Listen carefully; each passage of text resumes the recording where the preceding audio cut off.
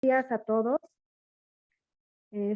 Bueno, pues a nombre del maestro Jaime Valls Esponda, secretario general ejecutivo de la NUYES, el maestro Jesús López Macedo, director general académico, y a mi nombre propio, Diana Santiago Guzmán, directora de cooperación académica, pues me siento muy honrada de este día poder presentar y dar inicio al conversatorio sobre las bibliotecas, la educación superior y la investigación educativa en el contexto actual. En el marco del 50 aniversario del Centro de Información sobre la Educación Superior, Alfonso Rangel Guerra. Hoy, 14 de noviembre, nos acompañan en este conversatorio la doctora María de la Luz Rico Rodríguez, directora general de Bibliotecas UGED. Muchas gracias, doctora.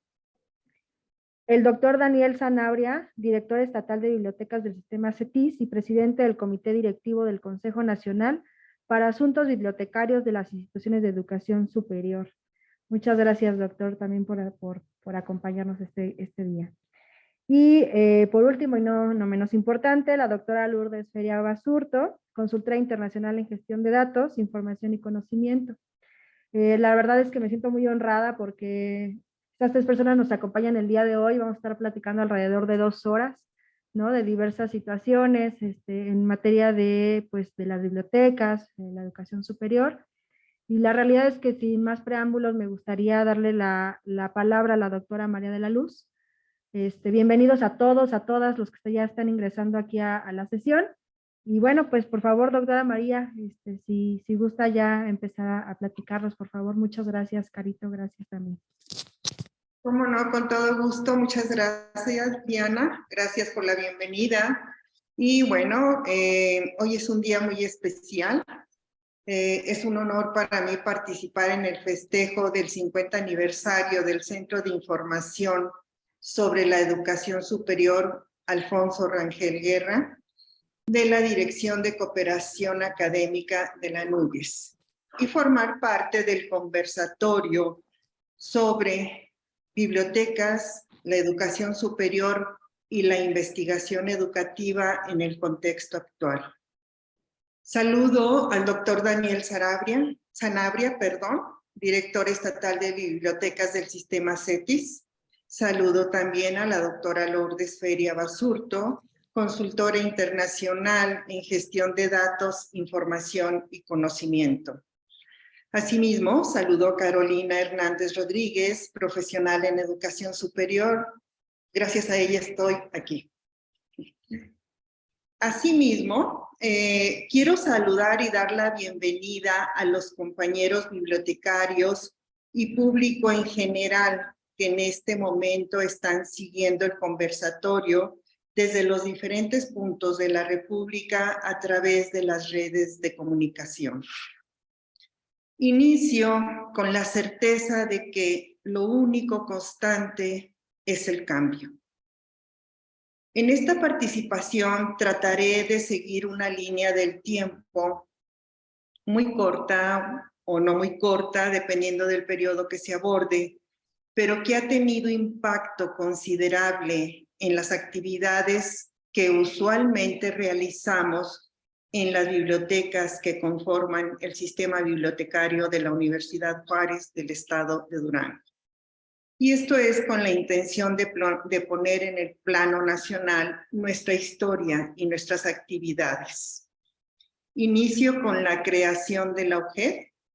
El 21 de marzo de 1957, el entonces gobernador, licenciado Francisco González de la Vega, publicó un decreto por cual el Instituto Juárez pasa a ser universidad, llamándose desde entonces Universidad Juárez del Estado de Durango. Actualmente a la universidad la conforman 20 unidades académicas, ubicadas en los campus de Durango y Gómez Palacio, 6 institutos de investigación, 4 escuelas de media superior y los centros de idiomas y del deporte. La oferta educativa presencial es en media superior de 5 programas, en la superior 43 programas, entre ingenierías y licenciaturas, 11 especialidades, 28 maestrías, 9 doctorados y 5 programas a distancia. De lo anteriormente mencionado, me honra comentarles que el 94.5% de la matrícula se encuentra en programas de calidad y que 4 programas los tenemos acreditados internacionalmente. Uno en la Facultad de Contaduría, otro en la Facultad de Medicina y Nutrición, otro en la Facultad de Derecho y uno en Ciencias Forestales y Ambientales. Al sistema bibliotecario lo integran 23 bibliotecas especializadas y una biblioteca central, cuya misión principal es apoyar los objetivos institucionales con acento en el proceso educativo. Aquí la importancia de hacer énfasis que en las bibliotecas del sistema atendemos a cerca de 20,000 estudiantes inscritos en los diferentes programas: bachillerato, licenciaturas, maestrías, doctorados y especialidades. Además, atendemos a 2,300 docentes e investigadores y la planta administrativa, que son alrededor de 1,421 personas. En este punto considero muy importante mencionar que desde la década de los 80 se ha impartido la unidad de aprendizaje, ahora llamada Gestión de la Información, la cual está integrada en el eje transversal del Plan de Estudios de la Facultad de Medicina y Nutrición de la UGED. Esta inició con otros nombres como desarrollo de habilidades, formación de usuarios, etcétera, pero uno de los objetivos del CIBI es desarrollar en los usuarios habilidades informativas de investigación documental.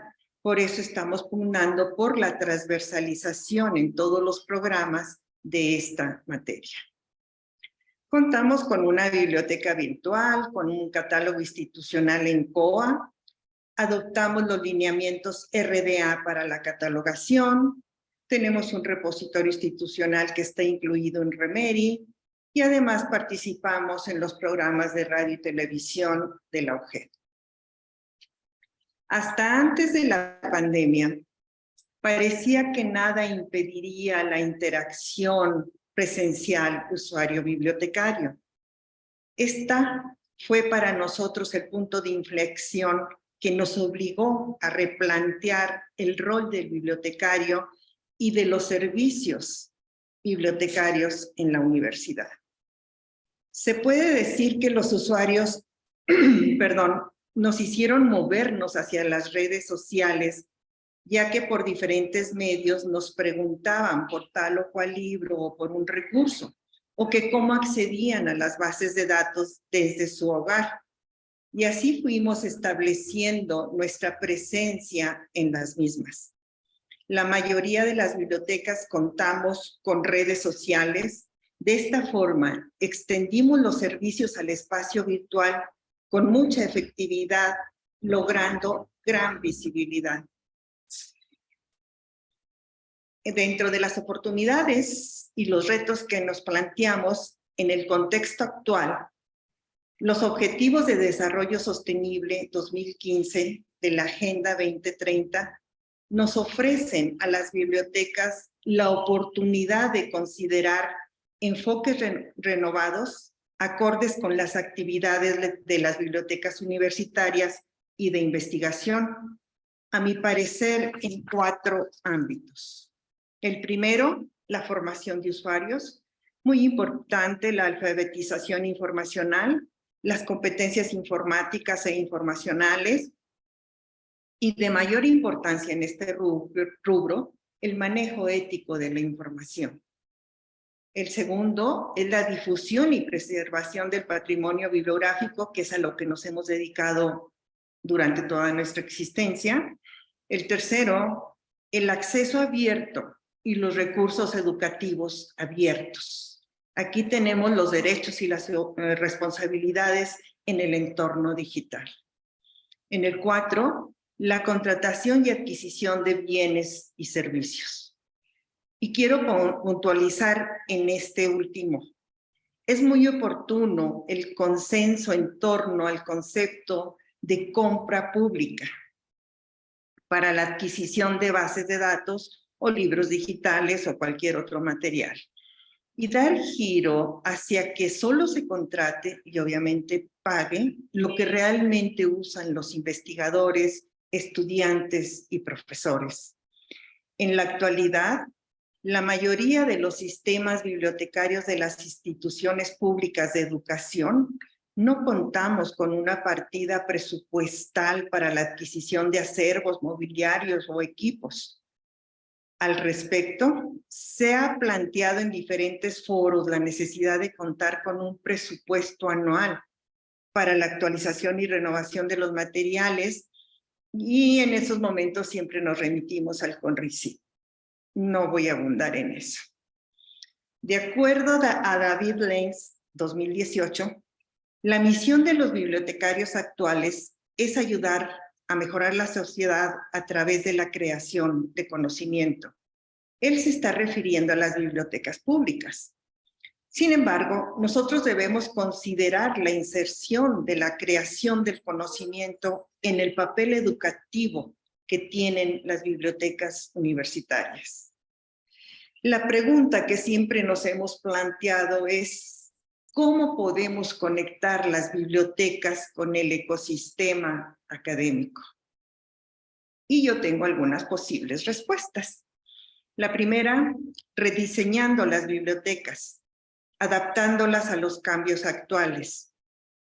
Enseguida, replanteando el desarrollo de las colecciones, o sea, diversificar colecciones, optimizar y maximizar los recursos. Luego, ofrecer servicios nuevos dirigidos a los nuevos usuarios, por ejemplo, los nativos digitales.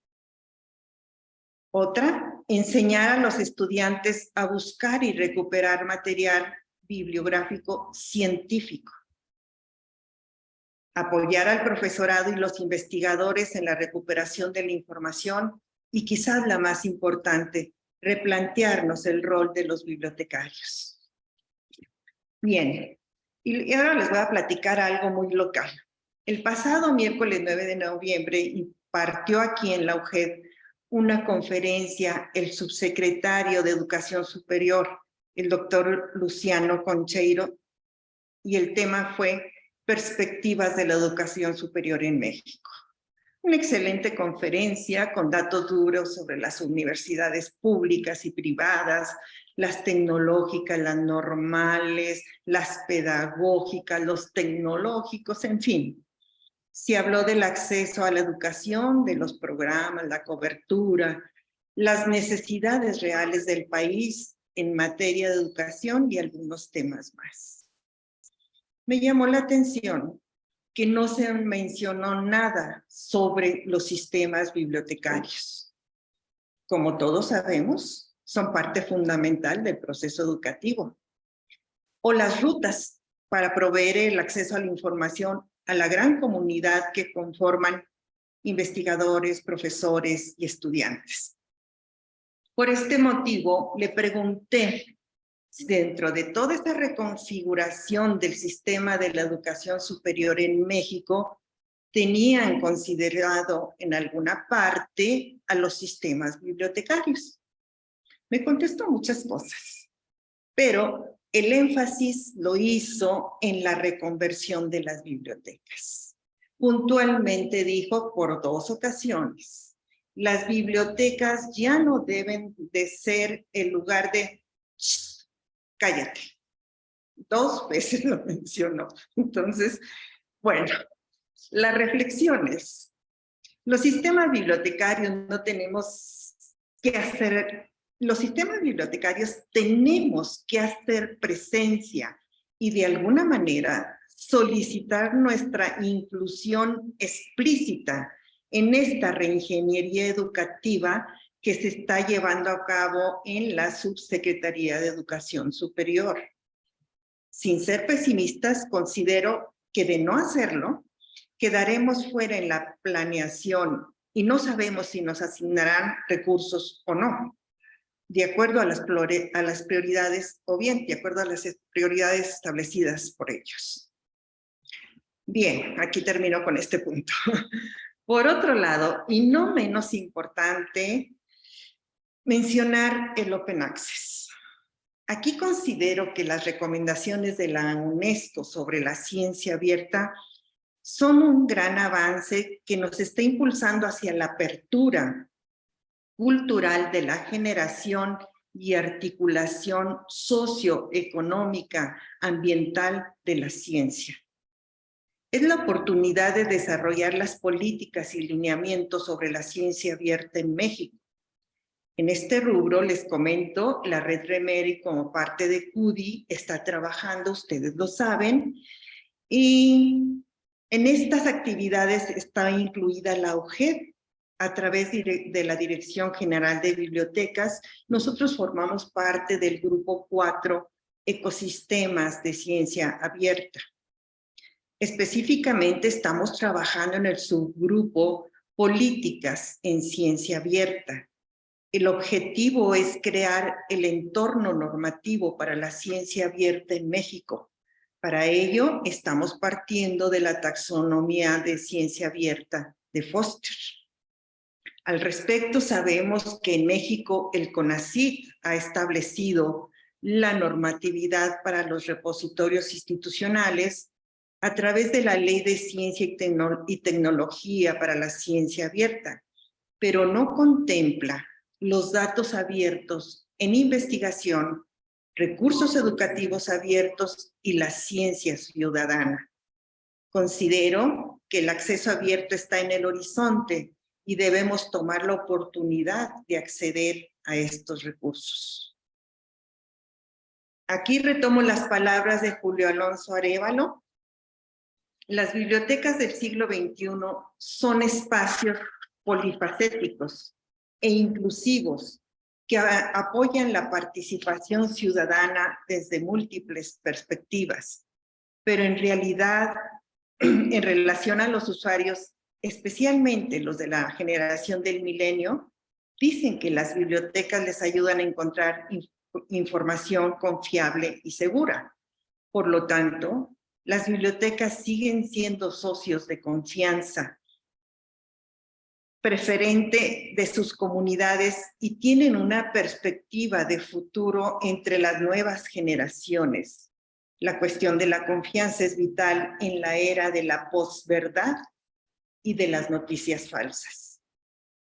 Para finalizar, les comparto una frase que tomé del blog de la Universidad Veracruzana y es: las bibliotecas contienen las semillas para un mundo mejor, para un mundo nuevo, pacífico, equitativo, justo y humano.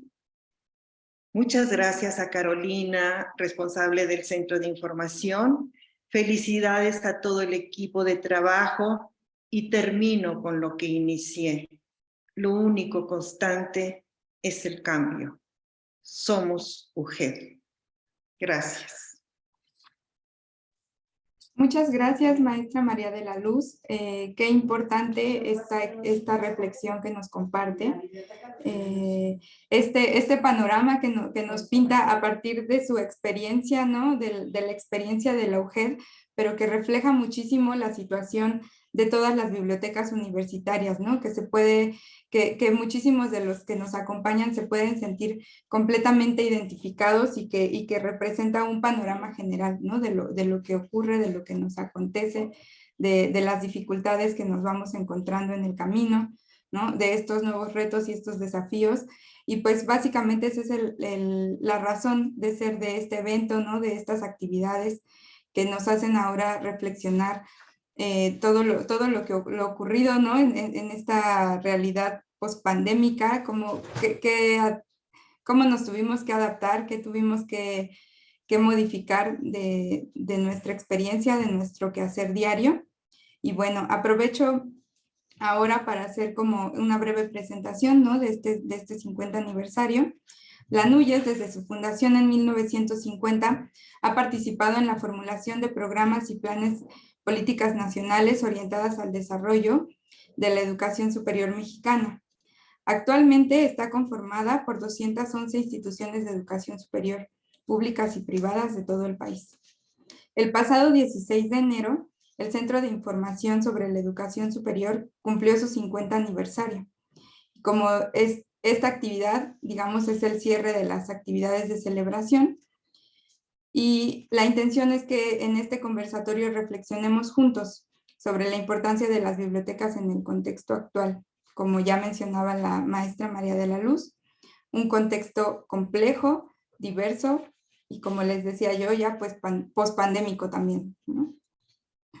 El licenciado Alfonso Rangel Guerra, como secretario ejecutivo de la NUYES, creó la biblioteca con el propósito de que en ella fueran localizados los materiales editoriales que ya de la propia asociación, ¿no? Las publicaciones que ya se empezaban a crear, y también de las instituciones asociadas, así como publicaciones de organismos públicos y particulares de México y otros países, todo lo relacionado con la educación superior.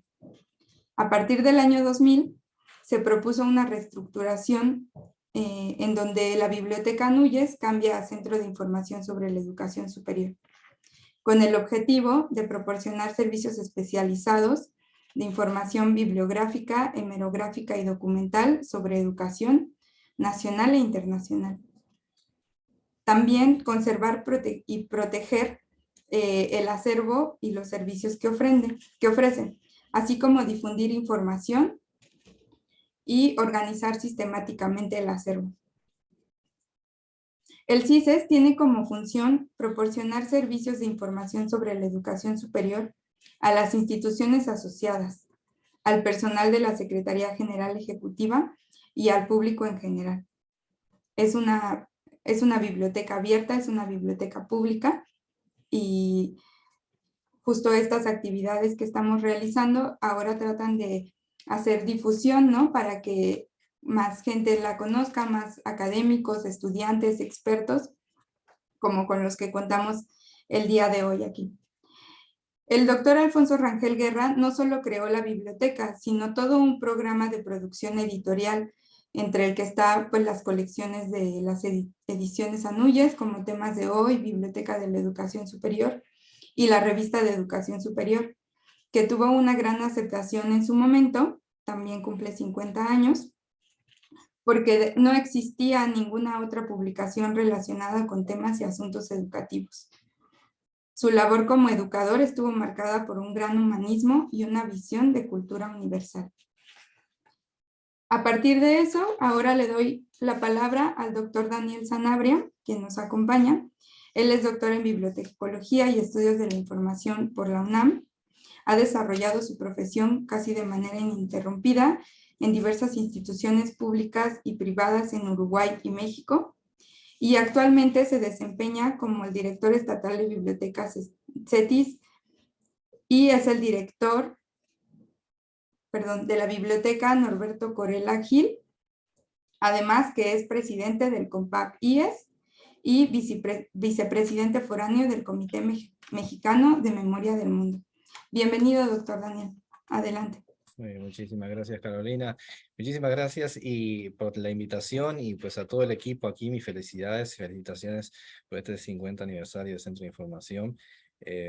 Pues también quiero saludar con mucho gusto acá a la doctora María de Luz Rico, directora general de las bibliotecas de la UGED, y también a la doctora Lourdes Feria Basurto, ¿no? Reconocidísima, por cierto, en el mundo bibliotecario, realmente una líder, ¿no? En todo lo que tiene que ver de TI aplicadas a bibliotecas. Bueno, muy bien. Entonces, pues bueno, primero quisiera hacer una breve evocación del maestro Alfonso Rangel Guerra, quien me tocó en vida conocerle. Él falleció en mayo del año 2020, en medio de la pandemia, pero no a raíz de la pandemia propiamente, pero sí pues reconocer en él el haberlo tratado, un hombre muy fino, muy culto, un hombre dedicado, muy trabajador, realmente con muchas virtudes, un verdadero humanista. Se le salía por los poros esta ilusión, este gusto por la información, los libros, siempre se le veía con sus libros bajo el brazo. En fin, realmente fue un placer, un gusto conocerle, después participar en la edición de sus obras completas, en las cuales se nota claramente esta fuerte vertiente, ¿no? Educativa, ¿no? Es decir, este tema de haber participado allí en las Núñez no fue así casual, fue también rector de la Universidad Autónoma de Nuevo León en su momento, incluso antes del otorgamiento. Entonces realmente fue el rector de la Universidad de Nuevo León, así se llamaba en aquel momento, y además secretario general de secretario ejecutivo de Anúñez, y pues bueno, la verdad que, pues bueno, recordarle, pues a mí realmente siempre me evoca muchas cosas, ¿no? Realmente creo que fue un hombre que fue un gran impulsor de este tipo de iniciativas. En sus diarios se nota, ¿no? Esta pasión por los libros. De hecho, gran parte de sus diarios personales publicados, pues que ya han publicado, pues ahí se nota, ¿no? Este gusto por ir. Lo primero que iba prácticamente a una ciudad cuando llegaron a una librería, este tema de buscar los libros, buscar literatura. En fin, no era un hombre de literatura, pero sin embargo, aún así, era un hombre de educación superior, un hombre de educación, así, tal cual, a secas, y en particular de educación superior, ¿no? Un apasionado realmente, pues se quería, para mí era importante no dejar de mencionar esto, ¿no? Realmente, y bueno, yo creo que es merecidísimo que llame su nombre el Centro de Información sobre la Investigación Superior de Niñez. Bien, entonces dando paso a este tema que se nos ha convocado, que es amplísimo, por cierto, que yo decía, ¿de qué vamos a hablar? Porque son muchísimas cosas, es muy amplio, tremendamente amplio. Pues ciertamente ya la doctora Pico dijo muchas cosas, incluso de las que iba a decir, por tanto ganó, porque pues al fin y al cabo el que habla primero sé que lanza sobre la mesa, y bueno, entonces para qué no vamos a repetir, ¿no? Sí, probablemente repitamos algunas cosas, pero quizás con otra óptica. Entonces, bien, por un lado estaba este tema justamente de esta especie de recorrida que ha hecho Luciano Concheiro por distintas universidades, ¿no? Y dando datos duros sobre la educación superior y cómo se ha comportado en este periodo, digamos, pandémico, pospandémico. La pérdida de alumnos es muy importante, pues sitúa a México en el penúltimo lugar en América Latina en cobertura de educación superior, y nos explicaba, por ejemplo, a principios de noviembre, anduvo ahí en la Universidad Autónoma de Zacatecas y explicó, ¿no?, que había 85.000 alumnos que no regresaron a universidades privadas, 30.000 dejaron los institutos superiores y 20.000 las universidades tecnológicas, ¿no? Es decir, esto es algo tremendo, es algo bien difícil, pero que no es un fenómeno solamente de México, ¿no? Hay que aclarar que esto sucedió en muchos países, ¿no? Incluso en América Latina, América Central, Caribe, en fin, etcétera. Es decir, incluso en el mundo entero habría que ver cómo son sus números, ¿no? Es decir, no ha quedado tan fácil, la cosa probablemente en América, lo que es Estados Unidos, Europa, puede ser que hayan tenido un mejor colchón de resistencia a todo este asunto y al rezago educativo, en fin, etcétera, pero realmente fue un mazazo muy fuerte, ¿no? Muy fuerte, con la pérdida de alumnos, pues que al fin y al cabo todos nos dábamos cuenta, ¿no?, que había alumnos que no tenían capacidades instaladas en sus casas para poder acceder a clases en Zoom, en fin, sabíamos de esto y sabíamos que eso al final lo terminó desmotivando y orillando prácticamente a que abandonase la educación superior. Y eso, pues lo único que ha hecho es acelerar esta brecha o agrandar esta brecha, ¿no?, digamos, de desigualdad, ¿no? Así que se está tratando de evitar. Bueno, ahora resulta que se agrandó más porque toda esta gente se fue y no sabemos si va a regresar o si regresó o si de alguna manera podrá regresar. Eso es una cosa que nosotros tenemos que tener en cuenta. Después la otra que tendríamos que tener en cuenta es un poco los indicios de que nos da la investigación al respecto de este tema, ¿no? Así por todas las implicancias que tiene de todos los puntos de vista, ¿no? Allí, pues, un documento del año 2021, emitido pues, relativamente hace poco, por lo que se llama la Comisión Nacional para la Mejora Continua de la Educación, que es un poco la sucesora de este Instituto Nacional de Evaluación Educativa. A partir de 2019 empezó a funcionar esta Comisión Nacional y emitió un documento que tiene indicadores nacionales de la mejora continua de la educación en México. En esta edición 2021, en la que pues ahora sí se dieron a conocer también datos duros sobre, ¿no?, inserción escolar, en fin, todo ese tipo de cosas. Es un documento de más de 40 páginas. Hacia el final sí dice algunas cosas interesantes. Bueno, en primer lugar, pues más o menos resume en las conclusiones un poquito lo que todos intuíamos o las cosas que nosotros escuchábamos, pero evidentemente la está hablando un poco solamente desde el punto de vista de datos duros numéricos. Pero el punto es, ¿cuánto afectó o en qué afectó la pérdida, por decirlo así? Y no es que lo que pasa es que hay que decirlo de una manera así. O sea, ¿en qué quedó afectada la calidad educativa este pasaje a actividades en línea al 100% en muchos casos, que tardó tanto tiempo en desescalarse, tardó unos 2 años en volverse a escalar, cuando otros países de repente a los 6 meses ya estaban tratando de volcarse a la presencialidad, iban y regresaban. México demoró bastante en tratar de desescalar las medidas anti-COVID en su sistema educativo. Entonces, ¿cuáles fueron las consecuencias a efectos de la calidad educativa? Porque ese es el tema, ¿no? Es decir, la impartición educativa pues se vio fuertemente afectada, y ahora sí, en eso también sucede que uno escucha muchos comentarios al respecto, pero lo que sí dice este informe en particular es que hay mucho por investigar.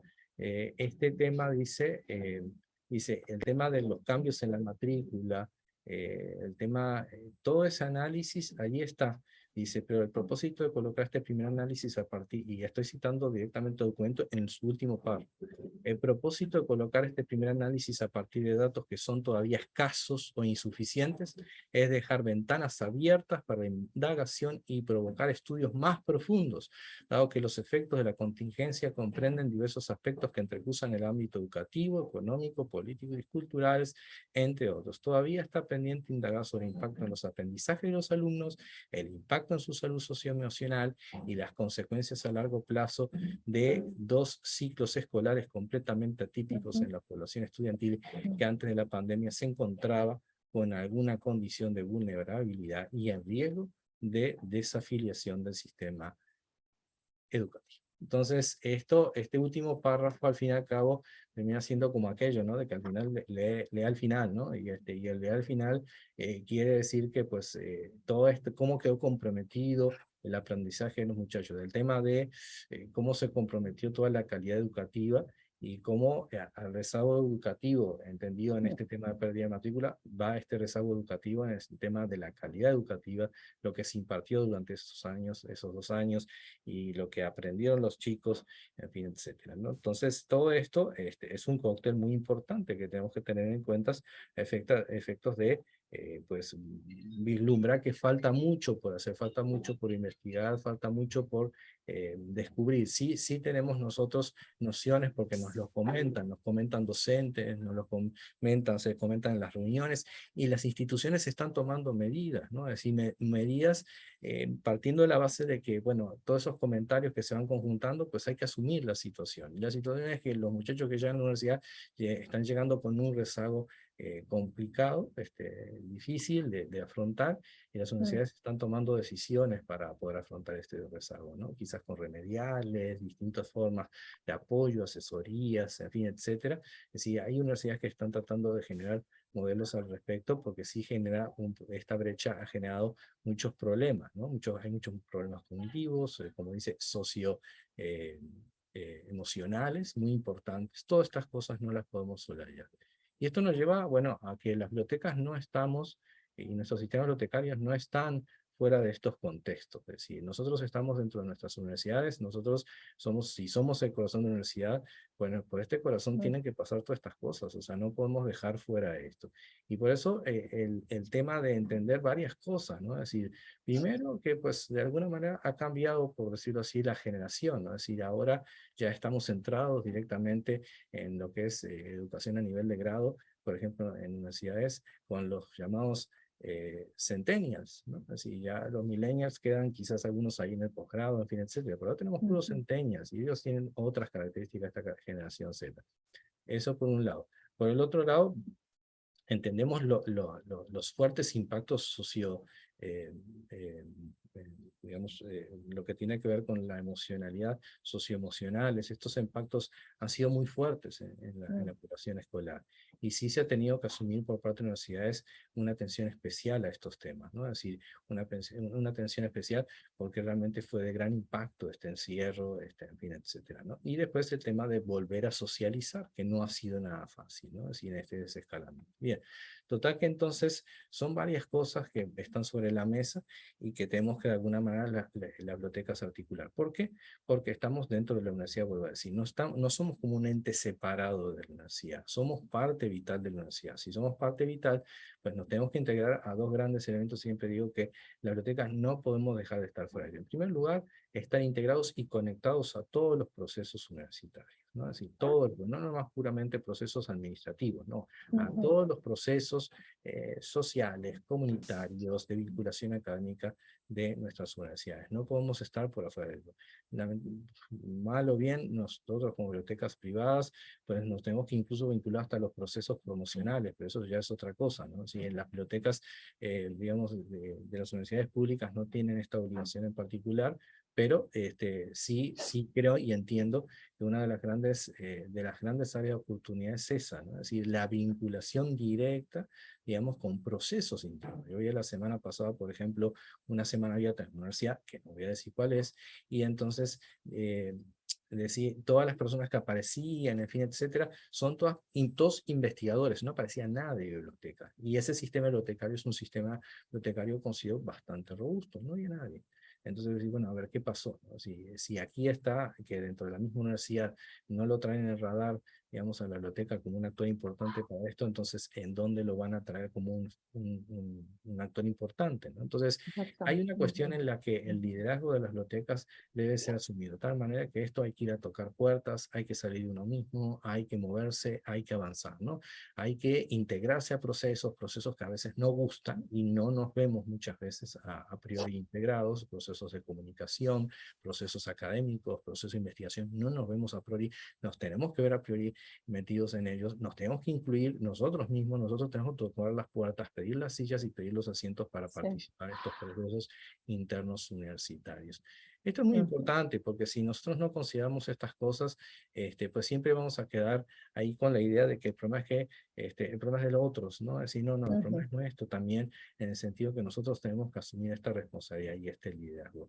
Y entonces, eso por un lado, ¿no? Es decir, por el otro lado está el tema de que las bibliotecas ahora sí tenemos que mirar un poco quién tenemos delante, ¿no? Es decir, esto es muy interesante porque sí estaba estudiando justamente un poquito más detalladamente el tema de las características de nuestros centennials, por decirlo así se les llama, y hay autores en la literatura que nos hablan claramente sobre ellos. Por ejemplo, ahí tenemos a Emily Winters, una autora que nos explica, ¿no? Así tres características, ¿no? De estos centenios. Por un lado, ellos lo que quieren hacer prácticamente es hacer un poco lo que hacen en su casa, por decirlo así. O sea, estar en buscando esa misma conducta que tiene en su casa. A eso, este tema del anidamiento, le llama así nesting en inglés. Después, la otra es mezclar actividades, lo que comúnmente, bueno, lo que le llaman en el mundo de cosas, con el blending, o sea, mezclar actividades distintas haciéndose al mismo tiempo. Están escribiendo un libro, están leyendo un libro, están escribiendo un dispositivo, están comiendo y bebiendo a la vez, están conversando con compañeros, en fin, etcétera, ¿no?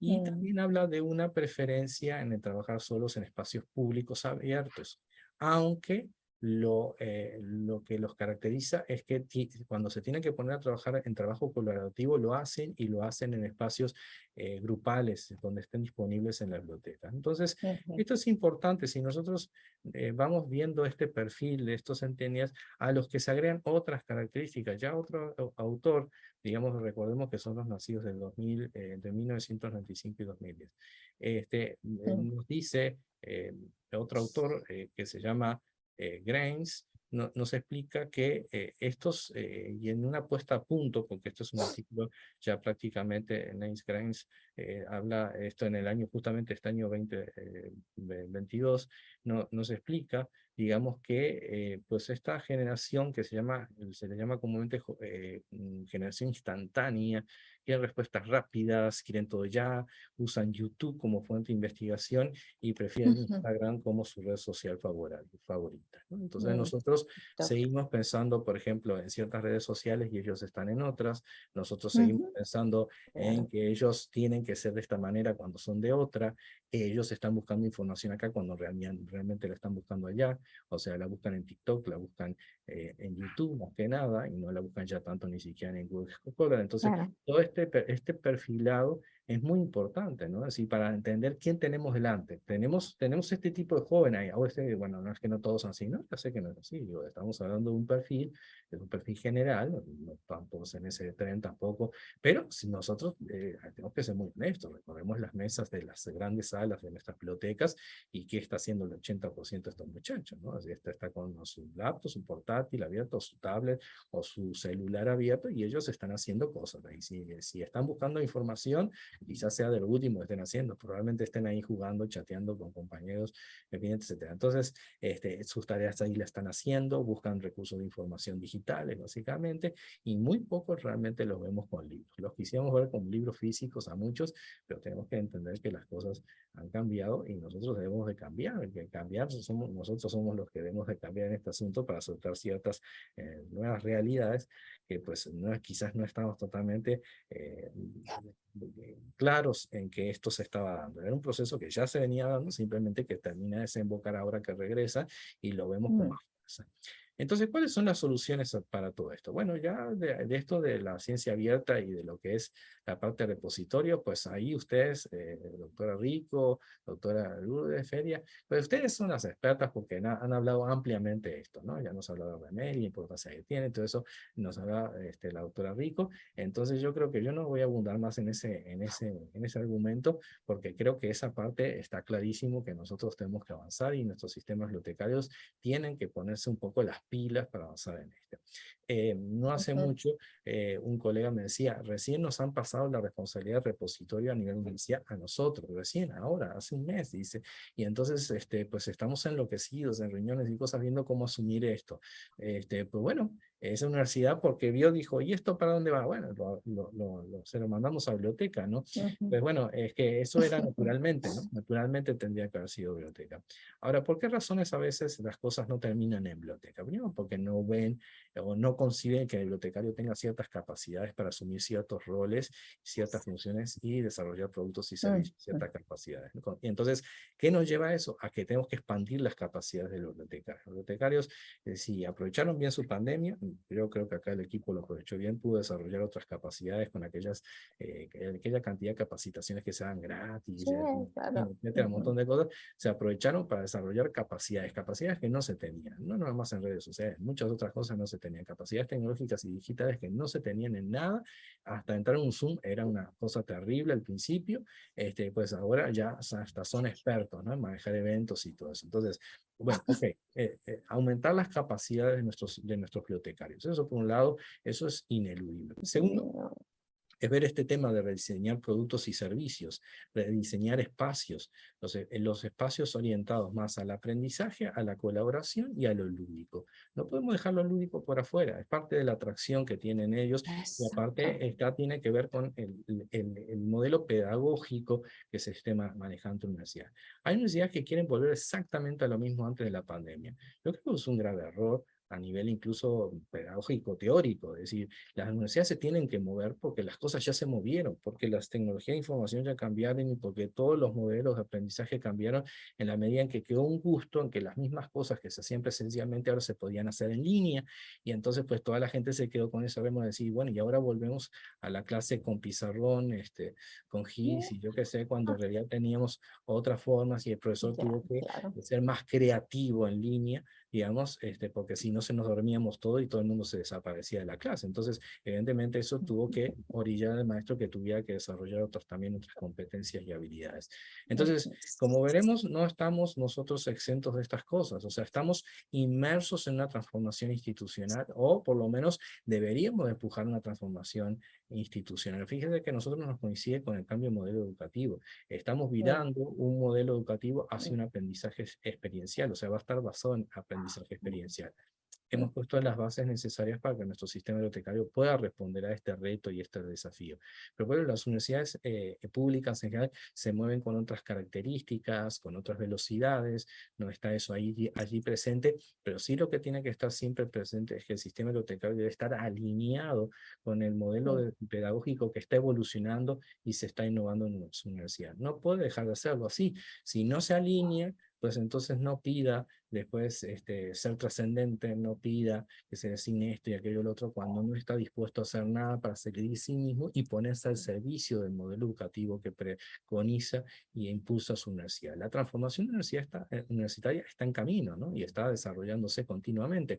Pues a ver si en ese tren nos subimos de una vez los bibliotecarios y nos dejamos de quizás a veces quejarnos, a veces con razón, a veces sin razón, digamos, pero nos dejamos quejar y nos proponemos actuar y ser actores claves, líderes en estos procesos de transformación. Nosotros tenemos que ser parte de este liderazgo transformativo en nuestras universidades y nuestras bibliotecas nos pueden estar al lado de esto.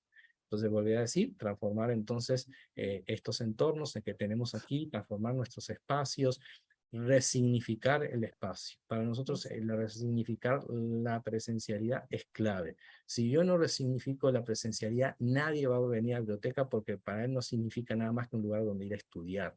¿Por qué? Porque no hay nuevos elementos que permitan decir, ah, es valioso la biblioteca. ¿Qué me agrega biblioteca como valor? Y esas son las cosas que yo tengo que resignificar del espacio. Entonces hemos visto que algunas bibliotecas ya se han movido rápidamente en esa dirección, han generado espacios al estilo Comiteca, por ejemplo, ¿no? Para poder tener, digamos, aquí espacios más para jóvenes, más juveniles, quizás más vinculados y conectados con el gaming, en fin, otras bibliotecas se han movido hacia espacios virtuales, de tecnologías inmersivas, en fin, quizás las que tienen más recursos, por supuesto, y quizás no las públicas, quizás algunas privadas que tienen mucho más recursos, en fin, se están moviendo en distintas direcciones y aunque sea con lo poquito que se tenga, pues hay que avanzar sobre eso. Incluso otro sistema bibliotecario aquí en el centro del país, en particular la Universidad Autónoma de San Luis Potosí, se está moviendo hacia realidad aumentada. Nosotros tenemos que avanzar en esto, entonces no podemos dejar de poder promover todo esto que signifique que la biblioteca ahora sí empiece a tener ciertas cosas que dicen, ah, entonces voy a la biblioteca porque sí me va a agregar además en esto y en esto. Y por última cosa, porque yo creo que ya me estoy alargando mucho el asunto, ya me pasé hace tiempo, discúlpenme. No, está bien, no se preocupe, doctor. De lo último que quería comentar en particular acerca de esto, porque esto es muy amplio, vuelvo a decir, y todo esto, que bueno, ya se me fue la idea. No, es que quería concluir con una idea. eh, bueno, ahora ya se me fue. Ese es el tema a veces de repente de no traerse los apuntes propiamente, ¿no? Para decir que no se me pase esto. Pero son muchas ideas.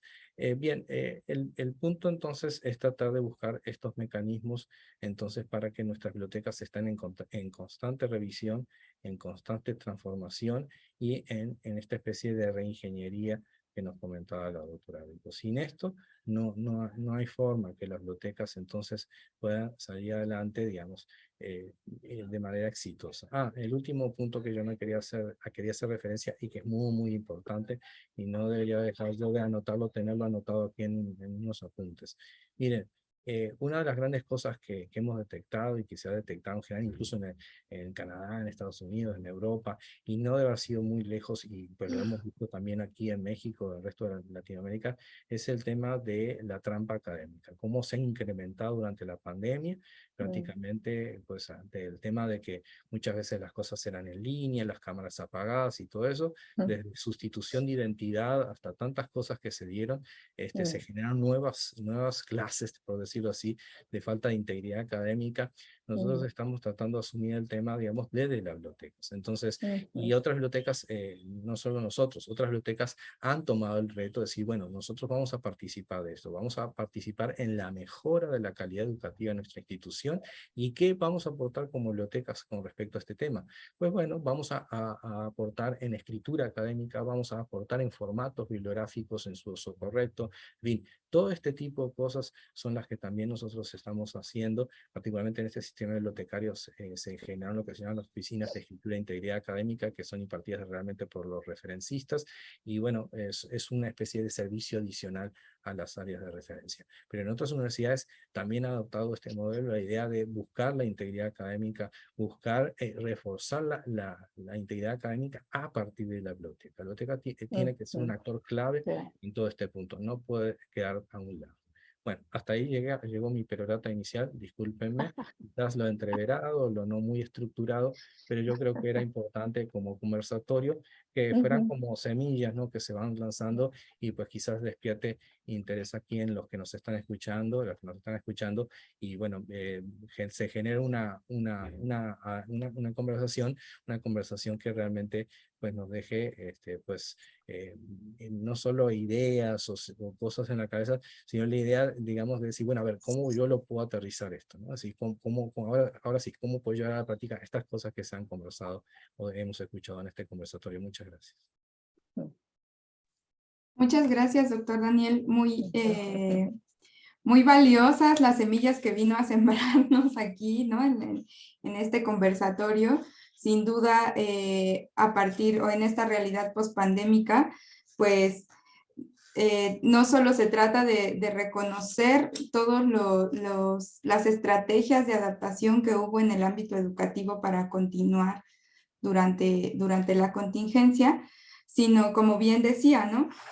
Todos estos nuevos temas de estudio y de investigación que se abren a partir de estas estrategias, de estas situaciones, ¿no? De estas consecuencias que ha habido, algunas agradables, otras no tanto, ¿no? De esta ampliación de ciertas brechas, ¿no? No podemos asumir que el acceso universal al Internet, ¿no? No podemos asumir tampoco las habilidades informacionales ni de los docentes, ¿no? Ni de los estudiantes, por más centennials que sean, no las podemos dar por hecho, ¿no? Y ese es un desafío también, pues, para que podemos asumir las bibliotecas, ¿no?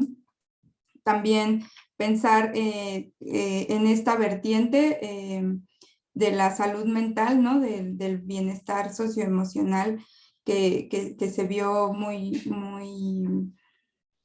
vulnerado, por así decirlo, a partir de la pandemia, ¿no? Y cómo también hubo muchísimas estrategias de acompañamiento, ¿no? De apoyo a partir de las bibliotecas también durante la contingencia, y que, como bien dice, pues no se puede regresar a una realidad anterior, ya todo se transformó, y con eso también los servicios que podemos ofrecer, ¿no? Y la realidad en la que estamos ahora.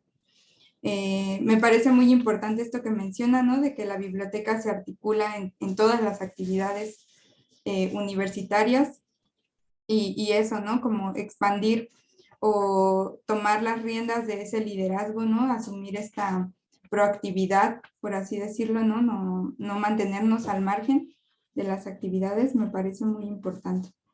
Muchísimas gracias, doctor, por su participación. Aprovecho también para a todos los que nos estén acompañando, que nos escriban sus preguntas en el chat, sus comentarios, sus reflexiones, de dónde nos acompañan, para que lo podamos ir leyendo. Y bueno, cambió el mundo, ¿no? Cambió la educación, también ha cambiado y va a cambiar la investigación educativa. Esperamos que haya un nutrido avance, ¿no? Una nutrida información, desarrollo de nuevas estrategias, de nuevas investigaciones, de nuevas metodologías híbridas, ¿no? Fuimos testigos de una gran capacidad de adaptación de docentes y de alumnos, pero también la biblioteca buscó nuevos canales y herramientas para continuar brindando sus servicios. Pues el objetivo de las bibliotecas es facilitar recursos informativos, ¿no? A veces pensamos en el libro, pues como el estereotipo, ¿no? De la información o del quehacer de las bibliotecas, pero en realidad son los recursos informativos que pueden tener esta forma, pero cualquier otra, con el fin de cubrir las necesidades de las personas, ¿no? En el caso, pues, de las bibliotecas universitarias, de los estudiantes, de los académicos, pero también del público en general. Con esto, quiero darle ahora la palabra a la doctora Lourdes Feria. Ella es doctora en Ciencias de la Documentación por la Universidad Complutense de Madrid. Fue directora de bibliotecas y posteriormente coordinadora de tecnologías de la información en la Universidad de Colima, y durante 10 años fungió como titular de la Cátedra UNESCO para América Latina en tecnologías. Participó también en proyectos de bibliotecas digitales de Naciones Unidas y la Organización de Estados Americanos. Ha publicado más de 50 artículos y capítulos de libros. Ha asesorado tesis de licenciatura, maestría y doctorado. Ha trabajado en proyectos de software y código abierto y en programas de divulgación de la ciencia para niños y jóvenes. Actualmente realiza investigación en la modalidad de ciencia ciudadana y es conferencista invitada en universidades latinoamericanas para el tema de gestión de datos de investigación y datos abiertos. Es un honor para nosotros tenerla aquí, al igual que nuestros otros dos panelistas. Y bueno, le doy la palabra, doctora, bienvenida. Muchísimas gracias y el honor es para mí. De verdad, bueno, el honor es para mí porque pues ser invitada a este cumpleaños tan especial y con esta mesa también tan especial, pues es un privilegio, ¿no? La verdad, desde que recibí la invitación dije, ay, qué lujo. Y después de escuchar a quienes me precedieron, pues más. Bueno, en primer lugar, pues saludar y brindarle mis respetos a Diana Santiago. Gracias por estar aquí acompañándonos. Gracias a Caro por invitarme. Y bueno, también saludar a mis colegas, al doctor Daniel, a la maestra María de la Luz, que me dejaron ya sin palabras. De por sí, el doctor Daniel dijo, no, pues ya mi predecesora lo dijo todo. Imagínense yo con qué me quedo. Bueno, pero algo vamos a comentar al respecto y lo bonito además es que este es un conversatorio, ¿no? Entonces, pues conversemos. Y a mí eso me encanta, ¿no? Eso de la conversadera. Entonces vamos a empezar con pues un recuerdo que es pues esta biblioteca de Arnúyez que está llegando a su primer medio siglo de vida y que si bien no me tocó verla nacer, pero sí la conozco desde que era estudiante, entonces desde aquellos tiempos de la licenciada Ader, de Benjamín Salvo, luego vino la señora Salmerón y vinieron otras personas y luego llegó Caro y aquí estamos festejando 50 años que se dicen fácil, pero qué barbaridad. Pues es medio siglo, así es que pues qué bueno que estamos aquí, felices 50, y pues vamos a hablar de los temas que nos convocan en el conversatorio, que es bibliotecas, educación superior e investigación educativa. Y yo quiero empezar planteando una reflexión, ¿cuál es nuestra misión desde la biblioteca hacia la educación superior, hacia la academia? Pues una de las misiones es el éxito estudiantil. ¿Para qué las bibliotecas? Pues para caminar junto con los académicos y sus estudiantes en lograr eso que nos mueve, que es el éxito estudiantil. Otra de las misiones es ese acompañamiento con los docentes, con los investigadores, con los mismos funcionarios. Es decir, la biblioteca, por donde quiera que le busquemos, es 100% transversal a todas las actividades de todas las universidades, aquí y en China.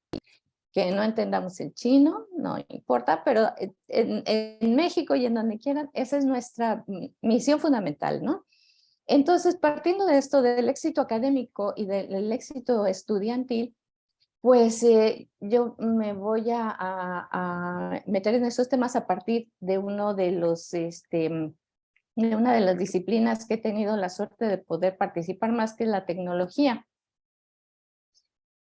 El día que uno de los jefes que tuve en mi vida, que fue mi jefe 14 años, el licenciado Victórico Rodríguez en la Universidad de Colima, mi querida Universidad de Colima, que siempre está en mi corazón, él me puso a estudiar programación y yo le hice un berrinche porque le dije, ay no, ¿cómo crees? Si yo soy bibliotecaria.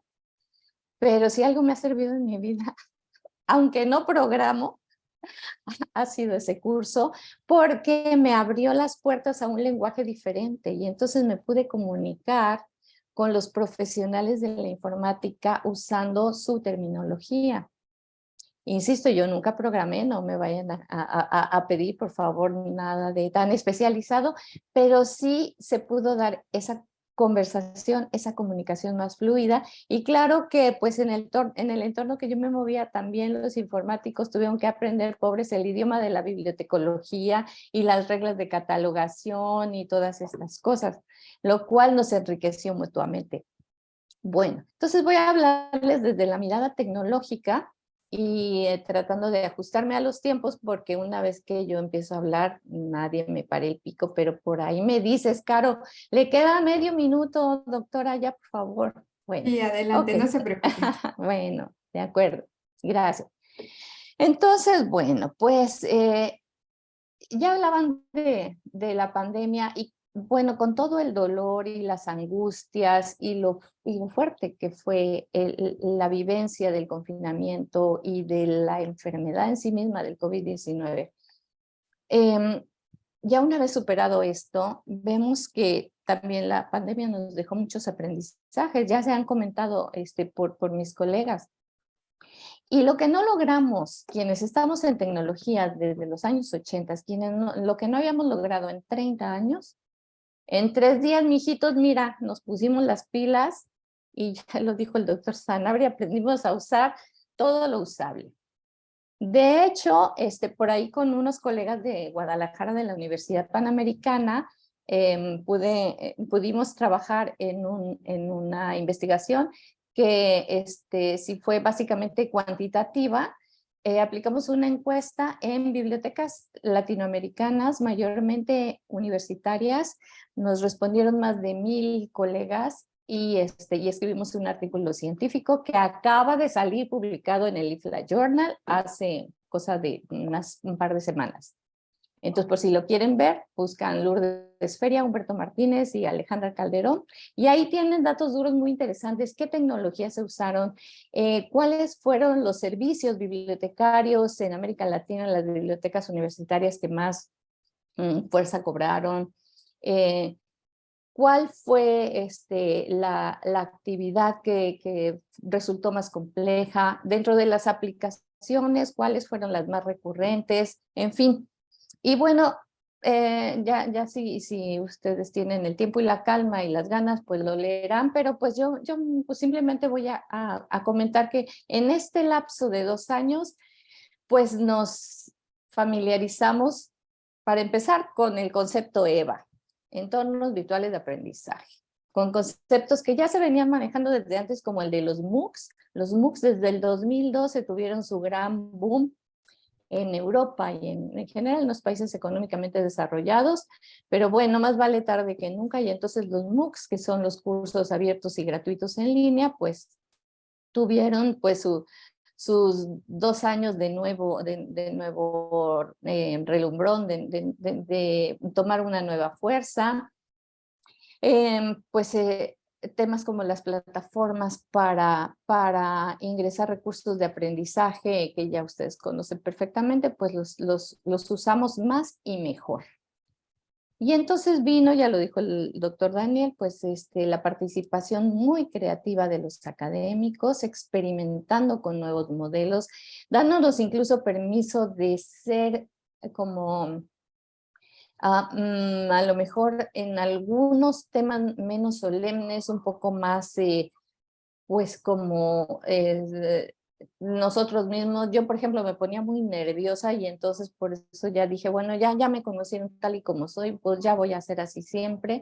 Entonces pudimos comunicarnos de otra manera y de repente si por aquí el escritorio se sube el gatito, pues con todo y gatito yo sigo mi clase, les presento a mis estudiantes mi gatito y todos estamos como en una comunión de que ¿por qué estamos ahí?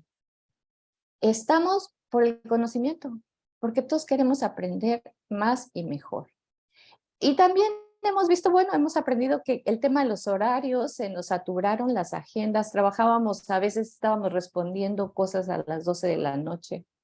Y también nos enfrentamos a situaciones de la vida real, como el tema de la burocratización, ¿no? Dábamos clases por Zoom, pero teníamos que ir a cobrar en presencial. Digo, me estoy yendo a extremos, esto pasó en otros planetas y no en nuestras instituciones, por supuesto. Bueno, situaciones de ese tipo, pues que también son parte de la vida real, que nos pusieron a diseñar objetos de aprendizaje. Todavía no entendíamos bien el tema de los repositorios de publicaciones, cuando ya nos vimos enfrentados al tema de los repositorios de objetos de aprendizaje, repositorios de videos y de webinars que tuvieron, bueno, el punto más álgido de producción y dónde quedaba. Había cosas buenísimas, buenísimas que hoy, al día de hoy las buscas y dónde están. ¿Te acuerdas de aquel webinar que en abril de 2020 impartió no sé quién sobre tal tema? Ay, sí, pero fíjate que yo creo que se perdió en la noche de los tiempos del YouTube porque quién sabe dónde quedaría. Entonces, ¿no? Así sus repositorios no solo de publicaciones, de webinars, de objetos de aprendizaje, de PowerPoints, de todo esto que nos trajo el confinamiento y para lo cual nadie nos preparó. Y entonces ahora cada día más estamos aprendiendo sobre las tecnologías que se llaman SMAC o tecnologías 4.0, SMAC por las siglas en inglés, ¿no? S de social, todo lo que es redes sociales, todo lo que es móvil, todo lo que hacemos con este maravilloso aparatito, ¿no? Que ya es parte de nosotros y no podemos vivir sin él. Todos traen su celular ahí a un lado, ¿no? O a alguien se le olvidó. No, el día que se me olvida, corro. No sea que me busque mi jefe, o mi hijo, o mi novio, en ese orden o en el que ustedes consideren. Pero tenemos, o sea, ya es parte de nosotros y pues qué bueno que ya haya muchas aplicaciones móviles. En las mismas bibliotecas ya están generando sus aplicaciones móviles. Y los profesores ya se filman en su dispositivo y mandan su video y lo suben y están en redes sociales. Bueno, entonces decíamos Social Mobile Analytics de la letra A. Analytics, que es el gran tema que todavía no le acabamos de entender al 100, que es el de los datos, la analítica de datos. ¿Y qué tanto estamos entrando a estos temas desde nuestras instituciones de educación superior y en particular desde las bibliotecas? Son retos muy bonitos como en su momento lo fue la tecnología. Y si en 3 días la superamos, en 3 días podemos entrarle a todo lo demás. Hay que estudiar mucho, sí, pues los bibliotecarios por eso se caracterizan. Si a alguien le gusta estar aprendiendo constantemente, y voy a cerrar mi participación dándoles un dato duro al respecto, son a los profesionales y a los bibliotecarios en general, de los profesionales de la información, bibliotecarios, bibliotecólogos, el nombre que más les guste. Entonces estábamos en la A de Analytics, y vamos al tema de la letra C, que es la cloud, la nube. Estamos trabajando en la nube. Y tan es así que en América Latina se tuvieron que hacer inversiones fuertísimas durante los primeros meses de la pandemia para fortalecer las redes de telecomunicaciones y que no se cayeran cada rato. Se siguen cayendo, pero ya no como al principio. Entonces, ¿por qué se dio esto? Porque ya todos trabajamos en Zoom, porque ya todos hacemos documentos en la nube junto con colegas que están o en la otra oficina o en la misma biblioteca o en otros lugares del mundo. Trabajamos la generación de documentos en la nube, hacemos investigación en la nube, cada quien con las aplicaciones que mejor les acomoden, pero la nube es una realidad y la usamos desde, o sea, no sé, para dar un curso en línea, como para hacer compras, como para planear la ida al parque de diversiones con los niños el fin de semana. La nube es todo. Bueno. Muy bien, y entonces de esto también, pues una cosa que es transversal, que ya no es el SMAC 4.0, pues es la inteligencia artificial, que como les digo a mis alumnos, inteligencia artificial, olvídense que es una cosa de la NASA, es una cosa de todos los días, y si alguien la tiene que usar, somos quienes estamos en biblioteca. No me voy muy lejos, un ejemplo muy sencillo, los traductores como el traductor de Google, usa inteligencia artificial. Y lo bonito es que detrás de toda inteligencia artificial hay personas que no somos artificiales. Porque ¿quién le enseñó a Google a hacer traducciones? Pues toda la información en la web y programadores y especialistas que le van diciendo que sí, que no. Al principio el Google era pues una fatalidad. Ahorita no es que sea al 100% confiable, pero ustedes notan cómo hay mejoría, ¿no? Entonces, bueno, todo esto que es la tecnología también pues nos enfrenta con un gran tema. Si bien esto es tecnología 4.0, ya hay muchos autores que manejan la tecnología 5.0, que tiene un componente más, que es ¿cuál? Lo humano, las personas. Porque incluso detrás de la inteligencia artificial hay personas, como les decía, ¿no? Y los beneficiarios de todo esto son las personas. ¿Cuántos programas de inteligencia artificial nos damos cuenta de que funcionan muy bonito el robot, muy perfecto, pero no toman en cuenta una realidad de seres humanos que dicen, ay, pero ¿cómo es posible que me estén mandando este dato que tan obviamente no tiene nada que ver con lo que estoy pidiendo? Bueno, en fin. Todo esto, pues también es como llevar lo que hemos hecho en nuestras bibliotecas desde el principio de los tiempos. A ver, vamos con los sumerios, por ejemplo, en la Mesopotamia antigua. ¿Con qué trabajaban? Con tabletas de arcilla de escritura cuneiforme. ¿Y qué hacían con esas tabletas de arcilla? Las catalogaban, las clasificaban, las ordenaban y las hacían accesibles no a todo mundo, pero a quienes estaba orientado esto. ¿Qué pasó, por ejemplo, después en la gran biblioteca de Alejandría? El insumo eran los rollos de papiro, los pergaminos. ¿Y qué hacían los egipcios bibliotecarios? Catalogaban, clasificaban, ponían en acceso esa información. ¿Qué necesitamos hacer el día de hoy? Que todo es digital y que todos son datos por aquí, datos por allá, y que todo que es PDF o que es XML o que es bits y bytes. Catalogarlos, clasificarlos y ponerlos en acceso.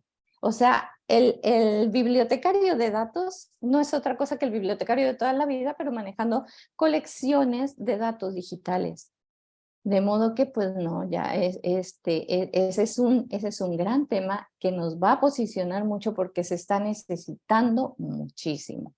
Bueno, otro tema, pues es que estamos ya cada vez más inmersos en comunidades virtuales de aprendizaje como esta, que si bien es un conversatorio donde estamos amigos, conocidos, interesados por un mismo tema, pues formamos esta comunidad y estamos aprendiendo.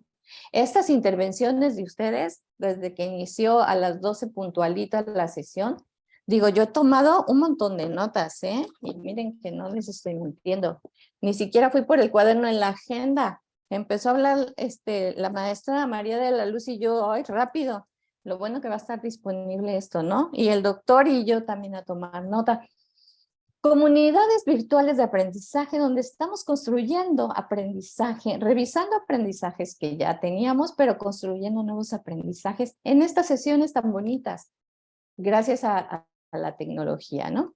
Y entonces eso también nos trae otro tema a la mesa que tenemos que aprender en las bibliotecas, este asunto de las narrativas digitales que no son iguales que las narrativas cuando eran en presencial y las formas nuevas de comunicar tampoco pueden ser iguales. Ya nos hablaba el doctor Sanabria de las generaciones centennial, no, y las que siguen, las Z, las alfa, los no sé qué más, todo el alfabeto griego, que cada vez van a tener una característica distintiva más interesante como un nuevo reto. Entonces, ¿cómo vamos a trabajar para ellos? Primero aprendamos a comunicarnos como se están comunicando ellos. Yo no digo que comunicarnos a base de groserías, sino comunicarnos con esa agilidad, con ese uso de redes sociales. ¿Por qué no usar TikTok en la biblioteca? No para coreografías de baile, pero sí para hacer mini cápsulas de videos de 30 segundos o menos de 15 segundos que puedan ser muy impactantes y que puedan llamar la atención para que tengamos a estos académicos jóvenes en la biblioteca. Nos están necesitando porque si bien son muy ágiles en tecnología, no necesariamente tienen toda la estructura para hacer búsquedas de información, para estar al día en su labor académica. están aprendiendo como un día nosotros aprendimos también. Misma metodología de la investigación, ya no es igual. Yo digo, híjoles, cuando yo aprendí metodología de la investigación en los años, ya les iba a decir, en los años 70, ¿qué? Pues ya, que se sepa. Cuando aprendí metodología de investigación, entonces había 2 libros, 2 referencias obligadas y ya se acabó. Y ahora la misma metodología ha cambiado. ¿Por qué? Porque si bien antes nos íbamos con un cuadernito a hacer toda la parte de levantamientos de datos en campo, con una bitácora y con un lápiz y un borrador, ahora vamos con el celular. Y ni siquiera muchas veces hacemos un levantamiento por escrito. Tomamos fotografías, grabamos audios, grabamos video. Y de ahí vamos, nos lo llevamos para hacer el análisis posterior y entonces sí hacer nuestras bitácoras y nuestro diario de investigación. Pero ha cambiado mucho y la manera de analizar datos ahora cuenta con muchísimas herramientas nuevas. Y si alguien debería saber de ser muy buen metodólogo, tendría que ser el bibliotecario académico. Porque ¿quién va a asistir a tanto joven investigador que está aprendiendo? Su profesor de metodología, pues sí, pero también tiene comprometidísima la agenda. Entonces, maneras en que nos podemos poner al servicio de forma expedita, ejecutiva, innovadora, también caminan por este tema de la metodología de la investigación. Bueno, vamos a ver, retomando redes sociales, tenemos TikTok, Twitter, blogs, LinkedIn. Todas estas redes deberían de usar las bibliotecas que lo están haciendo. Y si a esto le sumamos las nuevas maneras de hacer narrativas digitales, se van a volver unas redes tan atractivas que el bibliotecario, las bibliotecarias se van a convertir en influencers. Y todo el mundo los va a amar y les van a llegar likes toda la mañana y en cuanto suban un nuevo post van a tener corazoncitos y todo lo que estamos esperando quienes subimos cosas en las redes. Y qué padre que así se haga presente la biblioteca.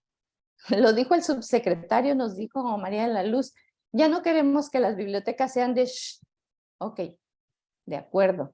Esa es una imagen que si bien corresponde a hace muchas décadas atrás, pero desgraciadamente, y nos lo corrobora el subsecretario, está muy presente en el inconsciente colectivo.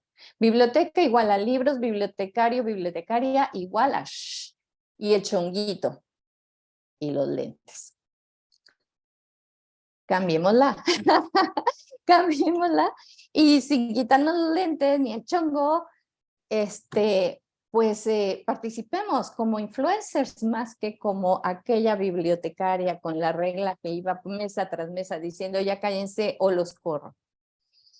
Bueno, ya se mencionaron temas como la necesidad de alfabetizar en información, cuánta cantidad de cosas fake, de noticias falsas se creen, nos creemos incluso los académicos. No puede ser que no tengamos la disciplina de revisar la información.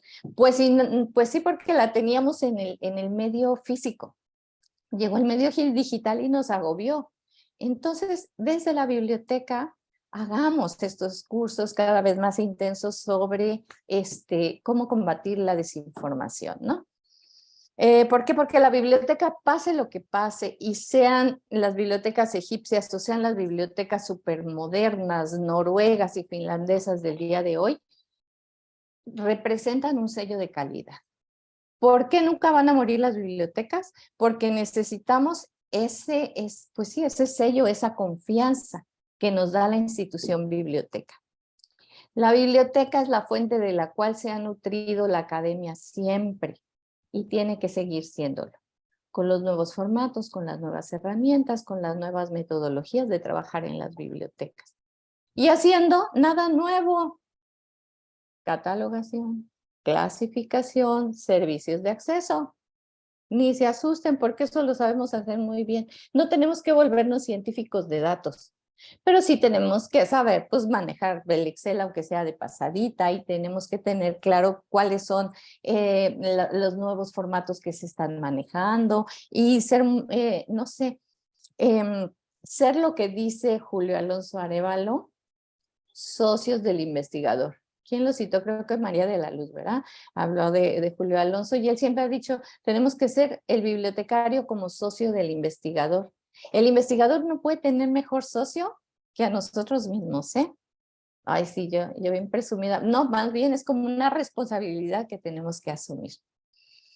Ok, y entonces en este entorno, pues de un día para otro se pusieron de moda los datos y todo es datos, así como alguna vez que estaba yo bastante más joven, se puso de moda el internet, porque pues antes no había internet y un día se empezó a hablar de redes y se empezó a hablar de internet. Y alguien me dijo, ay no, ahí en Colima están hablando de internet, todavía no aprendemos a caminar y ya queremos volar Colima. Pues yo me quedé así como que diciendo, sí, yo sí quiero aprender a volar. Así está pasando con los datos. Todavía estamos caminando en otros sistemas, en otras fuentes de información y nos llegan los datos. La IFLA, la Federación Internacional de Asociaciones Bibliotecarias, en su reporte de tendencias del año pasado, habla de la presencia prioritaria de los datos en las bibliotecas. Ya varias investigaciones publicadas en revistas muy reconocidas mencionan, por ejemplo, que un investigador, cualquier investigador, tiene hasta un 25% más de posibilidades de ser citado si publica sus datos en repositorios abiertos, sus datos, que no todo el artículo de investigación completo.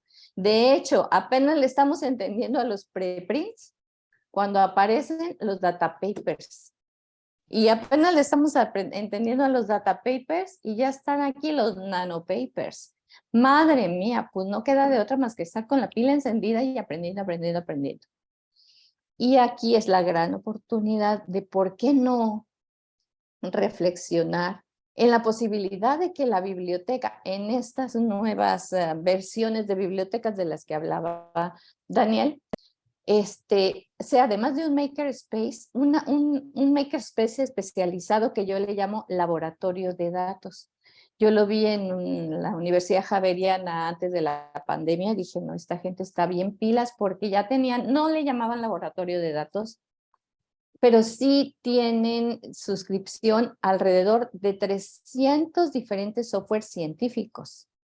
Y todos los viernes por las tardes dan capacitación, incluso no los bibliotecarios, sino especialistas, que no sé si les pagan o vienen porque es parte de su trabajo como académicos de la universidad, imparten un curso para aprender a usar ese software. Incluso mismo Excel o cosas que son más conocidas como el SPSS o el Atlas TI o el En Vivo para investigación cualitativa, que se den clases en la biblioteca y se tenga la suscripción a 25 licencias de cada uno de esos softwares. Si no, ¿quién lo va a hacer? ¿Lo va a hacer el profe de estadística? Pues no, porque su misión es otra, su actividad es otra. ¿Lo va a hacer el encargado del centro de cómputo de la facultad? Pues no, porque es atender una línea que no necesariamente va con la responsabilidad que tiene. En cambio, la biblioteca queda perfecto y toda la comunidad académica nos va a voltear a ver. Y ya no vamos a ser los que andamos callando gente, sino que estamos ofreciendo un makerspace muy especializado que se llama laboratorio de datos. Y me canso que subimos de nivel, claro que subimos de nivel, y nuestra responsabilidad de ser socios de los investigadores pues va a estar más presente, va a tener mucha visibilidad en la biblioteca y como está hay pues tantas otras opciones, ¿no? En algún webinar de esos que se quedaron perdidos en el espacio, el doctor Jesús Lau hablaba de 40 opciones de la biblioteca para apoyar a la investigación. Y con todo y eso nos invitó a quienes estuvimos escuchando, dijo, bueno, y háganme llegar sus propuestas para completar que esta lista a lo mejor no se quede en 40, sino que llegue a los 50. Pues tan solo en ese rato yo creo que llegábamos hasta muchos más que 50 líneas de acción para apoyar la investigación desde la Biblia.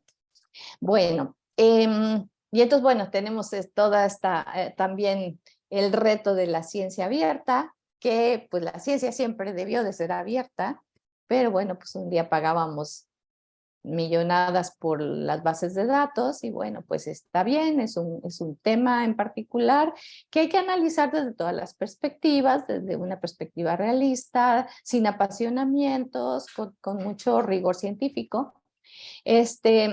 Pero igual están las opciones que cada día están creciendo más de ciencia abierta, empezando por el acceso abierto, que los bibliotecarios estamos metidos en acceso abierto, no desde que se puso de moda el tema ciencia abierta, mucho antes, desde con Redalic, desde con Cielo. Son las grandes experiencias y regalos de América Latina para el mundo en el tema de acceso abierto. Redalic y Cielo. Y de que están haciendo una gran labor y de que se usan a las pruebas me remito. Vean los contadores de cada una de esas herramientas. No tenemos, o sea, de repente decimos, no, es que estamos empezando en nuestros países. ¿Qué estamos empezando? Desde los 80 existe Redalic, desde el 80 y, 86, 87 existe Cielo. Ay, no, por favor. Ay, sí, a mí que no me vengan a pantalla, a mi edad. Bueno. Y un punto muy importante que es en esta participación de la biblioteca con la investigación. Escuchaba yo también en pandemia un webinar del doctor Cristóbal Urbano de Barcelona que se tituló All You Need Is Time, todo lo que necesitas es tiempo, como la canción de los Beatles de todo lo que necesitas es amor, pues le cambió amor por tiempo. Yo no sé si cambiaría también, no, yo creo que no, pero all you need, o sea, tiempo es un elemento, un componente fundamental en la academia y es valiosísimo el tiempo de los académicos. Y se pasan el 60% de su tiempo o más, según estudios, buscando información y aprendiendo a buscarla también como la buscan los bibliotecarios. Y cuando ustedes reciben a los investigadores y les ayudan a hacer sus búsquedas en bases de datos, ¿a poco no los adoran? ¿Por qué? Porque desde la biblioteca lo sabemos usar de toda la vida y entonces se nos hace muy fácil y muy cotidiano, algo que un joven investigador pues, le va a costar más trabajo. Y cuando nosotros le aplicamos todos los filtros habidos y por haber y le buscamos en una base de datos y si no nos cambiamos a otra, todo eso que ustedes hacen todos los días es valiosísimo y apoya a que del 60% que el investigador le dedica a su trabajo científico, pues más bien pueda bajar un porcentaje bastante importante y pueda dedicárselo al análisis, a la reflexión, a la generación de conocimiento. Entonces, pues hay mucho que hacer allí, apoyando a que esas búsquedas en bases de datos pues se hagan en un tiempo más corto. También apoyar al investigador en que no le invierta tanto tiempo al tema de su visibilidad y reputación digital, enseñándoles este tema de cómo generar sus perfiles ORCID, todos sus identificadores, trabajando en este tema de las métricas alternativas o altmetrics, porque ahora todo lo que se dice en inglés pues es como más llamativo, ¿no? Vende más altmetrics, los gestores de referencias, no digamos la gestión de datos que ya se los comenté, la ciencia abierta y ya voy a acabar.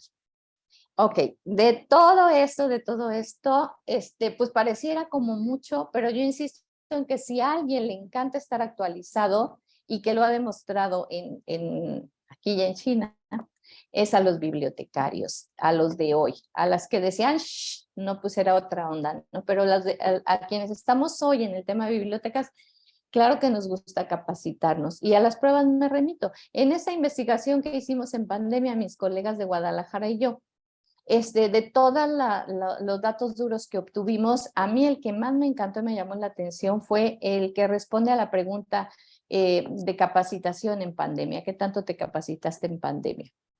Alrededor de 1000 personas, les digo, que nos respondieron el cuestionario y de esa cantidad de personas, cuando preguntamos si se capacitaron en pandemia, el 95% nos dijo que sí.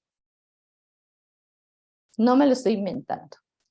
Y ustedes seguramente, todos los que están conectados el día de hoy, y no me digan mis compañeros bibliotecarios en esta mesa, claro que se capacitaron en pandemia. Es más, aprovechamos para entrar a cursos, a congresos, que de otra manera no hubiéramos tenido acceso por caros, por el viajezón, por el tiempo. Y en cambio vino este regalo del confinamiento y pudimos ponernos al día, aprender mucho más y participar en estas opciones.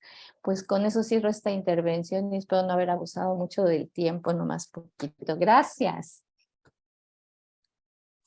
Muchas gracias, doctora. Como siempre, es un placer escucharla, igual que nuestros otros participantes. Sin duda deja sobre la mesa también muchísimas reflexiones, ¿no? Sobre todo también un reconocer y valorar la labor que ya se lleva a cabo, ¿no? Y que a veces, pues, tal vez por lo cotidiano no se valora, no se visibiliza, pero que ya es muy importante, ¿no? Y que a veces tal vez solo nos falta un poco como saber vendernos, por así decirlo, ¿no? O como saber difundirlo y darlo a conocer, porque la labor está ahí, como usted dice, ¿no? Los bibliotecarios nos capacitamos, buscamos siempre más conocimiento, nuevas formas de acercarnos, ¿no? A los usuarios, a los investigadores, pero a veces eso queda un poco como en el silencio. Y pues como decía el doctor Daniel, ¿no? Asumir este liderazgo, asumir esta proactividad y decirlo, ¿no? Decir esto que ya se hace y esta tarea que ya llevamos a cabo constantemente. Muchísimas gracias por su participación, por sus reflexiones, siempre son muy valiosas. Quiero invitar de nuevo a los que nos están acompañando a que hagan sus preguntas, sus comentarios. En un momento más los leeremos y también si alguno, si la maestra María de la Luz o el doctor Daniel quisieran hacer algún comentario antes de pasar a las preguntas de los participantes. Perdón, Yo sí, Carolina. Karen. Adelante, adelante. No, perdón, Carolina. Es una cuestión ahí que me están diciendo acá por el WhatsApp que está deshabilitado el chat. Nada más es eso. Sí, me parece, apareció un mensaje, pero no, sí está habilitado. Si gustan probar los participantes y si hay algún detalle, pero sí está habilitado. Y también hay una opción, ¿no? De preguntas y respuestas que está habilitada y de hecho ya hay algunas. Sí, justo. Sí, Caro, yo nada más quería agradecer a Lourdes y complementar lo que ella decía de la ciencia abierta. Es un producto de Colima, ¿te acuerdas de las Artemisas? Allí empezamos a texto completo toda la información biomédica, indizando alrededor de 14 títulos de publicación periódica, que actualmente indiza, no sé, 200 y tantas y ya se extendió hacia América del Sur, un poquito el Caribe, y es producto de ustedes, Lourdes. Ay, muchas gracias, María de la Luz, gracias por recordarme a uno de mis hijos, que ya fueron tantos que luego ya andan desbalagados por allí. No, sí, la verdad es que eran los primeros pasos, nomás que no se llamaba ciencia abierta y acceso abierto, pero estábamos haciendo además edición en conjunto, porque participaban no solo bibliotecarios, sino editores de estas revistas científicas en este esfuerzo institucional común liderado por la Secretaría de Salud a través de lo que fue el CENITS. Gracias por la anécdota, gracias. Sí, muy interesante la labor que han realizado, la experiencia, por eso es un honor haber contado con su presencia en este conversatorio, ¿no? Que esperemos que sea el primero de muchas más actividades que podamos tener en conjunto, que podamos compartir también con pues, los colegas de las bibliotecas universitarias, ¿no? Que esta red que estamos tejiendo crezca, se haga más fuerte y más sólida desde los diversos campos, ¿no? Desde los diversos frentes que representa cada uno de ustedes. Las bibliotecas sin duda brindamos herramientas para combatir la infodemia, ¿no? Ya lo comentaron aquí. Esta sobreabundancia de información y también los intentos deliberados de difundir información errónea, ¿no? Fue uno de los grandes temas durante la pandemia. Incluso este término, ¿no? Se acuñó en ese momento, la infodemia. También lo platicaba yo con los grupos de estudiantes que tenemos en las visitas presenciales aquí en el centro. A veces la información, pensamos que toda la información ya está en internet, ¿no?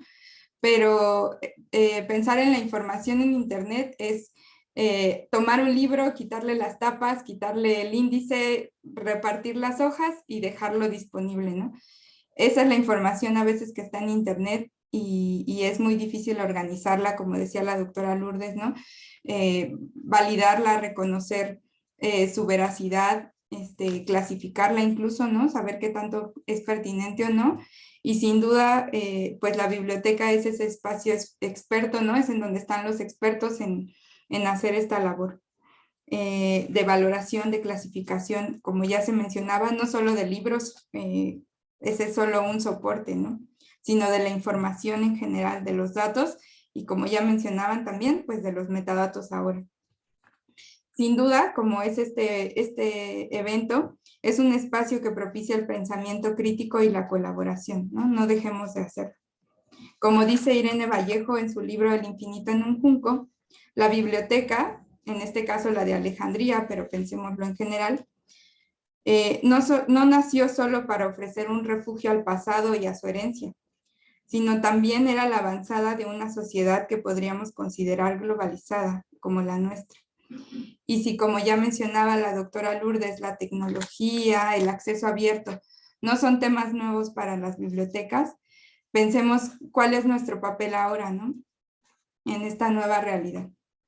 Y con esto, pues cierro mi participación también y doy paso a las preguntas en el chat. Leeremos las preguntas y quien desee de ustedes darles respuesta, adelante.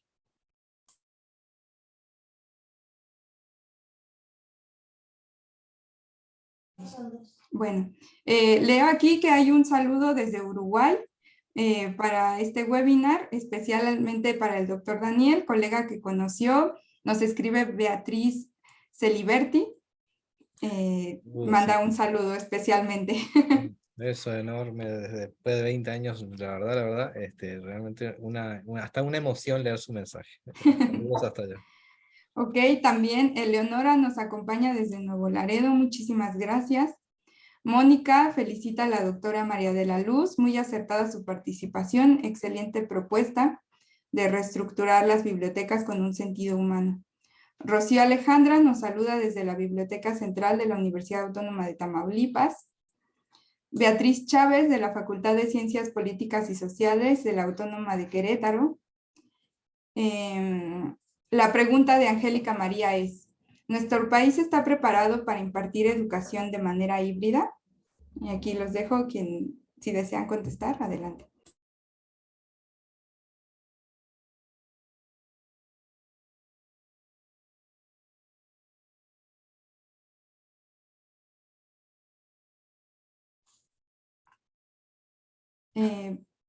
Sí, sin duda, tal vez podríamos pensar, no está preparado o no lo sabemos, pero ya sucedió, ¿no? No sé con esto, si alguien más quisiera completar la intervención, siento que sí, adelante. Sí, es que lo que pasa es que como yo ya hablé mucho también, me la pensaba, pero a ver, Adelante. ¿estamos preparados o no? Yo preguntaría, ¿tenemos ganas o no? Porque en la pandemia alguien estaba preparado para la pandemia, que levanten la mano quién estaba preparado. Nadie, y sin embargo en 3 días tuvimos que prepararnos. Bueno, estoy exagerando, no fueron 3 días, pero lo que haya sido fueron días. Entonces, igual con este tema de lo híbrido. Preparados no estamos, ya tuvimos como, digamos, un acercamiento, unos ensayos durante el confinamiento, pero en estos temas no hay como accionar. Bueno, ya estamos preparados, sí, en cuanto a que ya tenemos más herramientas y más confianza de usar esas herramientas. Ahora necesitamos accionar en hacer esa confianza, generar esa confianza combinando los dos entornos, haciendo este trabajo híbrido que se dice fácil, pero no lo es, porque tienes que estar con las antenas en lo virtual y también no olvidarte que pues hay preguntas tanto con las personas que tienes en presencial como las que tienes conectadas en ese momento en la red. Y pues estamos experimentando. Particularmente me ha pasado a mí en un seminario que tuve en Chile hace como 2 semanas, estábamos así. Y de pronto dije, ay, pero si tengo personas conectadas, entonces ya les dije, oigan, perdone, pero se me olvidaba, como no estoy viendo aquí los cuadritos donde están sus caritas, pues se me había olvidado decirles que por favor retroalimenten y pregunten, y entonces ya se empezó a dar la dinámica de otra manera. Va a ser un ensayo y error. Entonces, pues hacerlo como hemos hecho tantas cosas desde la biblioteca, sin miedo. Adelante, mis valientes. Sí.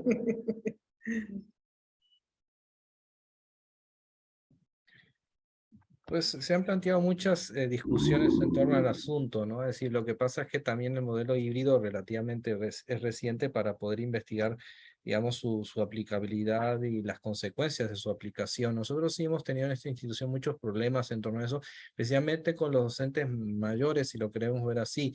Ellos sí entraron un poco como calzador y muchos dijeron, ahí se ven, ¿no? O sea, realmente hasta aquí llegué yo. Yo no puedo estar mirando una cámara, yo no puedo estar acá con esta gente aquí, y unos acá y otros allá. Y bueno, aquello sí fue un poco complicado porque generó más estrés en estos docentes. Entonces, habría que ver los distintos ángulos que esto implica, porque no nomás decir, bueno, a ver, no, nos aventamos, sino entiendo yo que también hay que ver, bueno, a ver, el docente tiene las competencias y las capacidades para poder trabajar en ese entorno dual, ¿no? Sí, sí o no. Entonces, es un poco esto, ¿no? Y bueno, sí, yo no soy experto en estas cosas, yo más que nada lo que he hecho es escuchar a mucha gente muy estresada, quizás he escuchado a los más estresados, quizás los menos estresados no he escuchado, quizás son los más jóvenes y los que más no, los que menos le ha costado un poco adaptarse a estos modelos híbridos de impartición de educación, pero bueno, yo creo que sí genera retos, yo creo que sí habría que hacer un estudio acerca de las implicancias que tiene y realmente cuál es la diferencia entre el aprovechamiento del muchacho que está en el salón de clases y el que está allá en su casa, ¿no? Es decir, realmente cuál es la posible diferencia que pudiera haber, que no es la misma, no es la misma a mi modo de ver, ¿no? Así que está allí presente, tiene oportunidad de acercarse al docente después, hacer otras preguntas, una interacción más rápida, en fin, etcétera. En fin, por ahí dejaría mis reflexiones al respecto. Con tu permiso, Carolina. Sí, adelante, adelante, maestra. Yo soy docente en la Facultad de Medicina, soy tiempo completo desde hace muchísimos años y hemos visto lamentablemente que en este tiempo de pandemia que tuvimos que acudir a las videoconferencias, nuestros alumnos salen con serias limitaciones, ¿eh? Y en el área de la medicina, como en muchas otras áreas, es sumamente importante los laboratorios, la práctica en los hospitales, etcétera, etcétera. Entonces, a lo mejor estamos preparados un tanto para lo híbrido, pero no realmente va a sustituir nunca a lo presencial. Tenemos nosotros, no sé, hospitales digitales, hospitales de simuladores, pero nunca, nunca va a ser igual a lo presencial. Entonces sí nos movió mucho la pandemia, sí aprendimos muchísimo y como dice Lourdes, tenemos que hacerlo y tenemos que ponernos la pila y seguir avanzando, pero realmente, como dice el doctor Sanabria, hay que evaluar. Hay mucho daño colateral. Es todo. Sí, muchísimas gracias. Otra pregunta que tenemos por acá es si la doctora Lourdes nos pudiera compartir o repetir el nombre del estudio que nos comentó de esta nueva publicación. Si nos pudiera compartirla en el chat también sería para tenerla ahí, podríamos nosotros incluso enviarla posteriormente. También aprovecho para comentarles si nos pudieran ayudar a responder un breve cuestionario, digamos como de evaluación o para el cierre de este conversatorio. Aprovecho, bueno, aquí hay otra pregunta también para el doctor Daniel. Dice, ¿cómo han invertido actualmente las bibliotecas sobre la integridad académica? Que también es un tema que ambos, bueno, los tres participantes tocaron y que es muy importante, ¿no? Este uso ético de la información y el papel de las bibliotecas. Perdón, ¿me puedes repetir de nuevo la pregunta? Claro, dice, ¿cómo han intervenido actualmente las bibliotecas sobre la integridad académica? Pues bueno, yo creo que el papel que han asumido y básicamente justamente en este desarrollo de las habilidades de información, porque justamente una de las 5 grandes habilidades de estas de la ALA tiene que ver justamente con el uso ético y legal de la información. Entonces, un poco se ha centrado en ello, ¿no? Y esa es una parte muy importante, ¿no? Pero no es la única, ¿no? Así porque, digo, también nosotros podemos enseñar técnicas de búsqueda, podemos enseñar ciertas cosas y después las cuestiones terminan en lo que comentamos antes, ¿no? En una trampa, ¿no? Es decir, es una forma de trampear. Por ejemplo, una de las que nos acabamos de enterar ahora porque nos lo comentaron acá en la Jornada de Integridad Académica fue el hecho de que hay gente que lo que hace es traducir un artículo completo, ¿no? O sea, el inglés, el francés, el italiano lo traduce completamente y lo presenta en español. Entonces, como por el Safe Assign, que es este software que trae el Blackboard, pues no se detecta como algo que es idéntico a, entonces por tanto pues no pasa digamos, el control, por decirlo de alguna manera. Nosotros no teníamos la menor idea de este tipo de prácticas, pero parece que se han hecho comunes. Bueno, ahora alguien tuvo que aprender a trabajar con los traductores para poder hacer esta jugada, ¿no? Por decirlo de alguna manera. Entonces, sí hemos enseñado, sí enseñamos competencias, sí enseñamos, digamos, incluso competencias digitales, pero tenés que tener cuidado que al fin y al cabo eso no garantiza que al final terminen haciendo un uso inadecuado de ello, ¿no? Entonces, digamos, como que va un poco más allá a este uso ético y legal de información en cuanto a prácticas de información, en cuanto a pues bueno, todo este manejo, ¿no? Que a veces pues es medio oscuro, ¿no? Que por allí se hace y todo eso. Pero nosotros, yo creo, por lo menos lo que yo he visto y conocido de los sistemas bibliotecarios, han trabajado más que nada sobre este desarrollo de habilidades de información, cosa que es sumamente importante, es una base muy importante.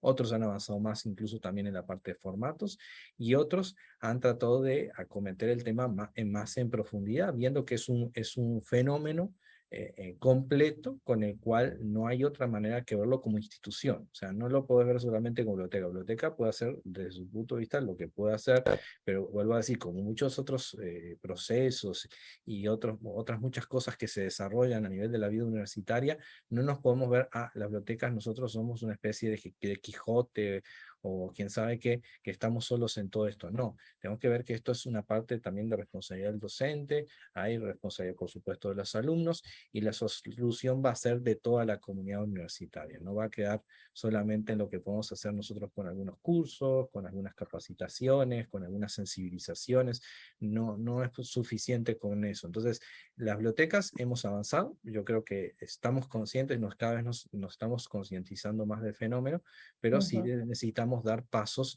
más acelerados para que esto se tome muy en profundidad, digamos, a nivel de toda la institución universitaria y poder diseñar estrategias conjuntas, ¿no? No podemos quedar, vuelvo a decir, aislados, no, tenemos que verlo todo en conjunto justamente con las áreas directivas y académicas, las áreas institucionales, porque ojo, esto va directo al corazón de la calidad educativa en la institución, ¿no? Es decir, este tema de la credibilidad pues queda seriamente dañado cuando hay alumnos nuestros, acá nos hablaba Lourdes del tema, ¿no? Del éxito estudiantil, daña mucho pues, alumnos, egresados que no tienen integridad académica, daña muchísimo, ¿no? Entonces, pues tenemos que nosotros neutralizar y trabajar proactivamente y preventivamente, no castigando de tanto, sino buscando prevenir el fenómeno y contribuir como bibliotecarios en esto de una manera mucho más fuerte y mucho más decidida como lo hemos hecho hasta ahora. Muchas gracias. Muchas gracias, doctor. Maestra María de la Luz, doctora Lourdes, que quisieran abonar a esta pregunta que también sin duda es una reflexión muy importante en estos momentos.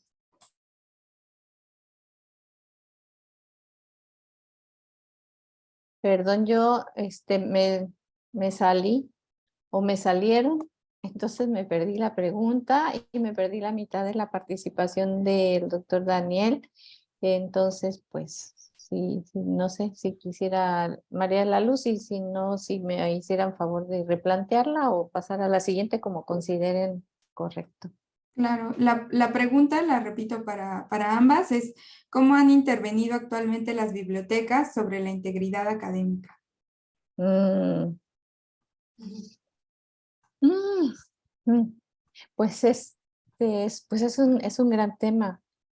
Y yo no sé, no tengo aquí los datos conmigo, pero de charlas así informales y comentarios, pues lo que yo he visto es que tienen suscripción a algún software, alguna herramienta que hace pues el barrido de la información, la minería de los textos para detectar en dónde se repiten y las fuentes las contrastan.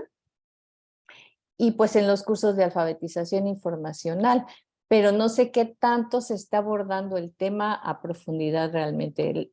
Y tiene muchísima razón Daniel de que necesitamos atender este tema, que si lo están atendiendo también los académicos, pero nosotros como hacerlo de manera como más sistemática, ponerlo así con ese nombre, trampa académica, ¿cómo evitarla? Porque luego decimos, pues solamente la alfabetización informacional sí, pero no necesariamente estamos conscientes de temáticas tan particulares que forman parte de una alfabetización informacional, de una ética académica, y entonces, bueno, pues tomarlos como una especialidad entre las múltiples capacitaciones que hace la biblioteca, ¿no? Pienso que esa puede ser una línea. Sí. Nosotros, Carolina, lo estamos trabajando a través del repositorio. Somos un tanto rigurosos para lo que publicamos, todo lo sometemos a los sistemas estos de plagio. Y sí tenemos un código de ética a nivel docentes, a nivel investigación aquí en la universidad, para no plagio de la información y ser muy transparentes en lo que publicamos y cómo lo publicamos.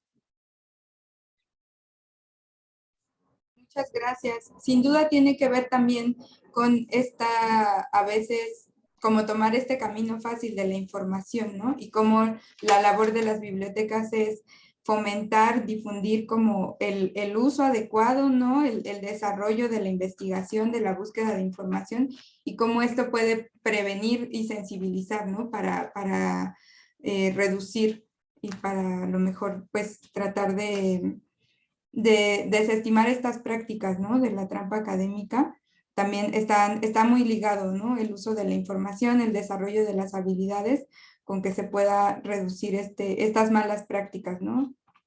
Muchísimas gracias. Hay un comentario aquí de María Elena que dice, me doy cuenta de que las bibliotecas no pueden hacer nada si no es a través de sus bibliotecarios. Ellos son los verdaderos artífices del cambio y de todo lo conseguido. Son el motor y el corazón de las bibliotecas. Feliz 50 aniversario. Muchas gracias. Hay participación, hay saludos de muchísimas instituciones de bibliotecas de todo el país, del Tecnológico de Nuevo Laredo. Leeré algunas aquí que voy encontrando, ¿no? De la Universidad Tecnológica del Retoño, de la Universidad de Guanajuato, de la Universidad Autónoma del Estado de Morelos. Muchísimas gracias a todos los asistentes. Esperemos que hayan disfrutado este conversatorio. En el chat ya dejamos ahí el link para la encuesta que nos gustaría que nos ayuden a llenar para saber qué temas les gustaría escuchar, ¿no? Sobre qué otras actividades les gustaría que realizáramos para ustedes. Ok, doctora, doctora Lourdes, si nos pudiera compartir o bueno, al menos repetir el título de la publicación que nos comentaba durante su participación. Seguramente todos los que estamos aquí estamos muy interesados en echarle un ojo. Muchas gracias por su interés. Sí, en inglés se llama Technological Scenarios for the New Normality in Latin American Academic Library. Lo puse en el chat. En español sería escenarios tecnológicos para la nueva normalidad en las bibliotecas académicas latinoamericanas. Y va a estar más fácil si lo buscan como Feria Lourdes, Humberto Martínez y Alejandra Calderón. Si googlean esos tres nombres, les va a aparecer. Está publicado en el IFLA Journal. Y pues ya, digamos, los datos básicos los copié en el chat. Ahora, Muchas es un gracias. artículo que, pues al estar en el IFLA Journal, que es de segundo cuartil, pues si tienen la base de datos, pues lo van a recuperar. Si no, todos los datos, o sea, desde el Excel completito, desde la encuesta, el graficado de las 20 preguntas, que eran 20 preguntas, ya ni me acuerdo, está disponible en abierto como datos en el repositorio de datos de Mendeley. No en el Mendeley normal, en el Data Mendeley. Y de allí pues lo pueden bajar y pues hay un pequeño abstract donde se describe todo y ya van ustedes a la pregunta en particular y tienen la respuesta. Toda la retórica del artículo No está, precioso ¿verdad? que escribimos, Pero nosotros sí nos salen el de... no lo tienen disponible como lo tienen en el IFLA Journal, pero ahí está. Y cualquier cosa pues escríbanme con mucho gusto, yo les respondo por mail o por alguna red social donde me tengan. Y les paso al menos alguna información que pueda ser open, abierta. Muchísimas gracias, doctora. Muchísimas gracias, maestra María de la Luz, doctor Daniel. Fue un placer contar con su presencia, su participación, sus importantes reflexiones y comentarios en torno a este tema. Sin duda, sabemos que hay mucho que hacer, hay mucho que visibilizar de las tareas de las bibliotecas y que este sea un primer paso, ¿no? Muchísimas gracias. Gracias por su participación, a todos los que nos acompañaron en el Zoom, en la transmisión vía Facebook. Dejaremos los datos, la información que se compartió, la dejaremos ahí para que esté disponible, para que la puedan ver más adelante. Y pues con eso cerramos el día de hoy. Muchas gracias y que estén muy bien. Gracias, Gracias, felicidades. Gracias. Bye, bye. Gracias. Felices 50. Así, sigan disfrutando. Gracias, Muchas gracias. Carlos. Muchas gracias. Gracias.